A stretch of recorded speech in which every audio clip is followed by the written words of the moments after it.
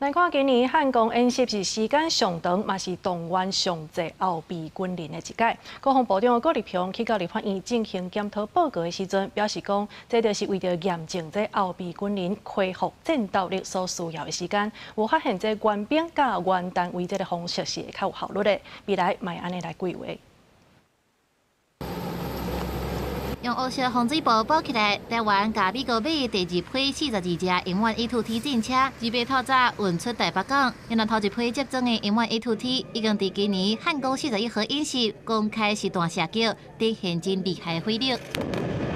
这届汉光创下历史上上长的纪录，也动员6年以来上济的22000名的后备军人。对此，国防部长郭立平表示，这是为着验证后备的恢复战力所需要的时间，也发现以原兵原单位的方式较有效率，未来也按呢规划进行。我们让他回到原来服役单位，他临战训练的这个时间会非常的短，他马上就可以适应了。如果你一律都按户籍地，我觉得这个会不符合我们临战训练要快速。 不过，汉光期间发生真侪桩行车的事故，引发讨论。郭立雄表示，未来让官兵做好安全驾驶的训练，而且也强调任何意外拢是实战化演习的一部分。姚立伟建议国防部应该考虑伫战车顶面加装行车记录器。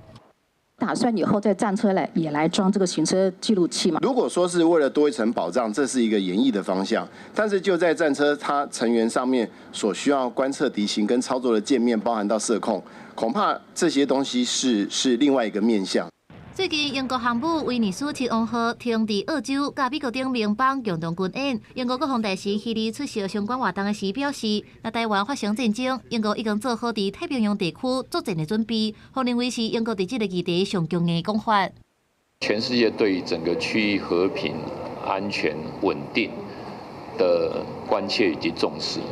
那也同时对于这一个中国的这种威权主义的扩张感到忧心了。我想这也足以显示，我们应该要努力加强的，就是提升我们的战备准备。郭立平搁再强调，台湾爱强化自我防卫能力，甲理念小我的国家共同合作，形成弃假主动的力头，避免中国任何未来侵略的行为。公司新闻采访报道。